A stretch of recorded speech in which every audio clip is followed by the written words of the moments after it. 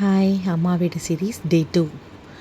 So morning எழுந்தோடனே செம்ம climate ரொம்ப நல்லா இருந்தது. அந்த கிளைமேட்டு, மரம், செடி, வாழை, முருங்கை எல்லாம். வாசலில் பார்த்தீங்கன்னா அம்மா குருவிக்கெலாம் சாப்பாடு வைப்பாங்க. ஸோ எல்லாம் வந்துடுச்சு, நிறையா இருந்தது. நான் வீடியோ எடுக்கிறது பார்த்தோன்னே எல்லாம் ஓடிடுச்சு. ஸோ ஒன்று தான் உட்காந்துருக்கு. ஸோ நல்லா இருக்குங்க.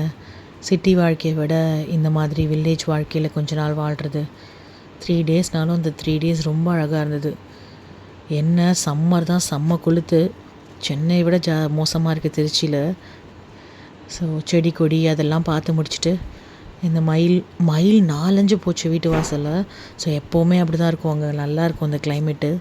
மல்லிகைப்பூ, அப்புறம் எங்கள் அம்மா ஜாதி, அதுக்கப்புறம் செம்பருத்திலாம் வச்சுருந்தாங்க.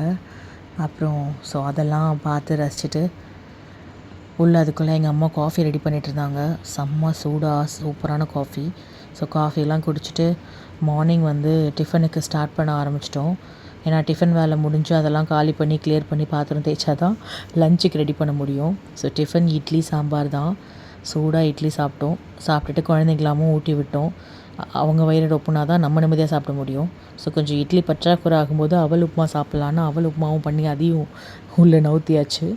ஸோ லஞ்சுக்கு ஸ்டார்ட் பண்ணியாச்சு. குழந்தைங்களுக்கு சாம்பார், எங்களுக்கு காளான் பிரியாணி.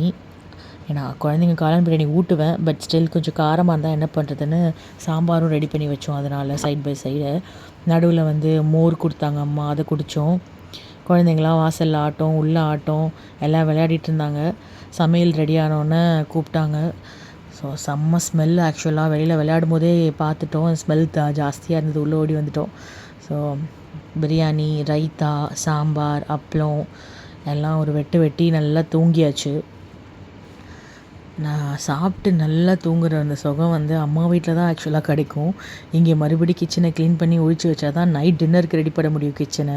ஸோ அந்த மாதிரி தான் இருக்கும் நான் சிட்டியில். அம்மா வீட்டில் அதெல்லாம் கவலை இல்லை, அம்மாவே எல்லாம் பண்ணிப்பாங்க. ஸோ தூங்கி எழுந்து பார்த்தா கிளைமேட்டாக செம்மையாக இருந்தது. வெயிலெலாம் போய் நல்லா ஜில்லுன்னு காற்று அடித்து வானம் இருட்டிகிட்டு இருந்தது. போய் வாசலை பார்க்கலான்னு எல்லா குட்டீஸையும் விட்டு அப்படியே வாசலை போய் பார்க்க போனோம். ஸோ செம்ம ஹாப்பியான டைம்ஸ் இதெல்லாம். கிளைமேட்டை ரசிச்சுட்டே இருந்தோம். நல்லா காற்று வர சிலுன்னு. குழந்தைங்களாம் வெளியிலேயே குளிக்கணும். நாங்கள் சரி எப்பவும் போல் வெளியில் வாசலில் நல்லா ஹோஸ் பைப் விட்டு அடித்து எல்லாத்தையும் குளிப்பாட்டினோம். ஒரு பூவை எடுத்து அதுலேருந்து தேன் எடுத்து சாப்பிட்டு பார்க்கலான்னு பண்ணிகிட்டு இருந்தா. ஸோ அதெல்லாமும் ரசிச்சுட்டு இருந்தோம். அதெல்லாம் 90s கிட்ஸ்க்கு தான் தெரியும், யாரெல்லாம் இந்த மாதிரி சாப்பிட்ருக்கீங்கன்னு சொல்லுங்கள் அப்படின்னு. ஸோ அதெல்லாம் பண்ணோம். குளித்து முடித்தோன்னே ஆப்வியஸ்லி பசிக்கும். ஸோ என் தங்க கிறிஸ்பியாக தோசை வார்த்து கொடுத்தா. ஸோ எல்லாத்துக்கும் தோசை வித் காஃபி கொஞ்சம் நான் கொடுத்துட்டு, அப்புறம் நேரம் ஆக ஆக இன்னும் கிளைமேட் செமையாச்சு. ஸோ கொல்லை பக்கம் நின்று அதை காற்றெல்லாம் வாங்கி பார்த்துட்டு விளையாடிட்டு இருந்தோம். என் சித்தப்பா வந்தார், சின்ன தாத்தா. அவனுக்கு எனக்கு போர் அடிக்குதுன்னு அவரை பிடிச்சி ஏதோ பேசிகிட்டு இருந்தான். நான் எனக்கு வேலை தரவான்னு சொல்லிட்டு பையில் பால்லாம் வாங்கிட்டு வந்திருக்கேன், அதெல்லாம் வாங்கிட்டு வந்திருக்கேன், இதெல்லாம் ஒவ்வொன்றா கொண்டு போய் பாட்டிகிட்ட கொடு அப்படின்னாங்க. அவனை ஏதாவது பண்ணி கொஞ்சம் நேரம் எங்கேஜாக வச்சுருக்கணும்ல. ஸோ அதுக்காக நானும் விட்டுட்டேன். ஸோ அவன் பாட்டுக்கு ஏதோ வேலை பார்த்துட்டு இருந்தான். இந்த பக்கம் பெரியவன் மொபைல் நோண்டுறது, அங்கே ஓடுறது, பேட் வச்சு விளையாடுறதுன்னு பண்ணிகிட்டு இருந்தாங்க.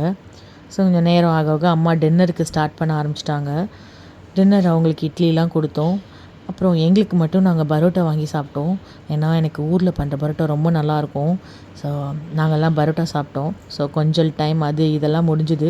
மறுபடியும் கொஞ்சம் நேரம் கிளைமேட்டை ரசிச்சுட்டு எல்லோரும் கொஞ்சம் நேரம் விளையாண்டோம். அப்புறம் அந்தாக்ஷரி மாதிரி பாட்டெல்லாம் பாடி கொஞ்சம் நேரம் ஜாலியாக என்ஜாய் பண்ணிகிட்டு இருந்தோம்.